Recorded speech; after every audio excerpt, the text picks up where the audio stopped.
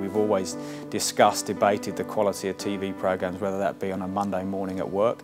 This will just allow faster sharing and discussion about content. We're already seeing statistics where, catch-up TV via the PC, in some programming is outstripping the linear broadcast. The BBC is a group of channels in the UK. Since the launch of the iPlayer, their audiences have gone up 9–10%. Australia has the highest DVD rental per capita in the world, and clearly the convenience of ordering those films from your living room is something that consumers will demand. So in the first part of social TV we're seeing is people on their iPads or on their PCs, sort of on Facebook talking about the shows, twittering about the shows. The more interesting thing is when that social interaction changes your viewing habits. There's hundreds of content opportunities to view, and with improved technology through connected TVs, we'll see the accessibility to that to be significantly better. We're starting to see a rapid evolution of what we call relevance. So recommendation engines, things that look at what your friends are doing, what's popular, what people like you, or even predictive behaviors on what you've done before going forward. This has been the biggest challenge since the invention of the internet, is how to find the stuff that I'm actually interested in. There's the social aspect. Facebook and Twitter have done a marvellous job of helping me find content I'm interested in because my friends are interested in, maybe I am. But there's an aspect of it that says, well, actually I'm interested in other stuff as well. What you're seeing now is more devices in the home that can access TV. Those shifts are pretty dramatic and quick, the latent demand to view away from the family. The content, as it should, travels with you throughout the house and goes onto whatever screen you want. And the other overlay is a sense of the curation and finding of the content, and that's done through bots, if you will, but also through what my friends are doing.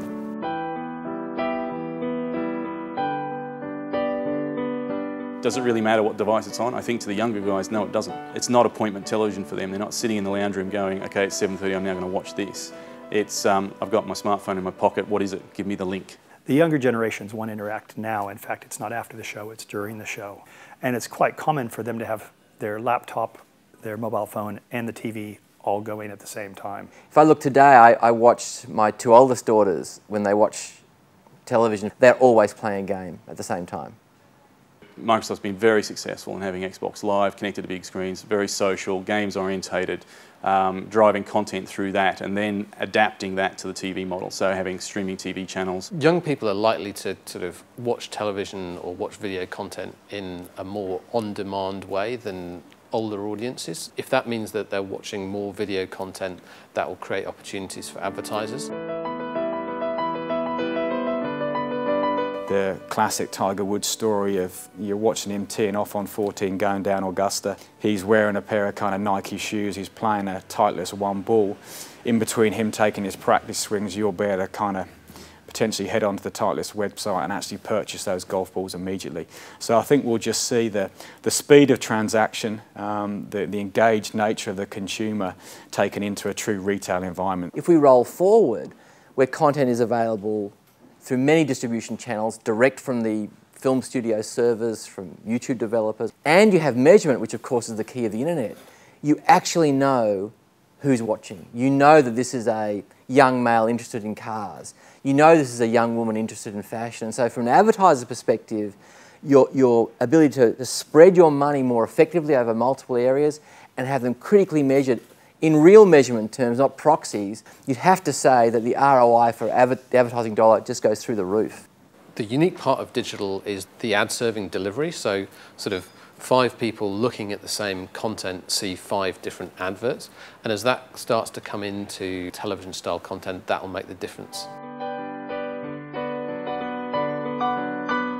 We mightn't think about a living room so much or a cinema room necessarily. It'll be more about what sort of content do I want to watch and where. I think we'll see the likes of Apple join up that experience between the iPad and the TV very, very quickly so that one's controlling the other. Xbox is already doing it with the Samsungs and LGs of this world. Social TV will be a good PR benchmark for great content. It'll also allow the larger content distributors to probably pilot and test content before they commission a full series. For television, I think it's only good news. So the single most exciting thing I think for consumers is they'll be able to pay less and get more. You're watching a program and you can quickly, on a big video wall, you have somebody singing a particular song, you can pull out that information about that song off to the side, interact with that, purchase it, find out more information on it, but you're not changing the actual big screen experience at the same time. And I think there's a lot more of that deeply immersive, brand integrated content coming along that the technology will be able to deliver ultimately. I think it's going to look very personal.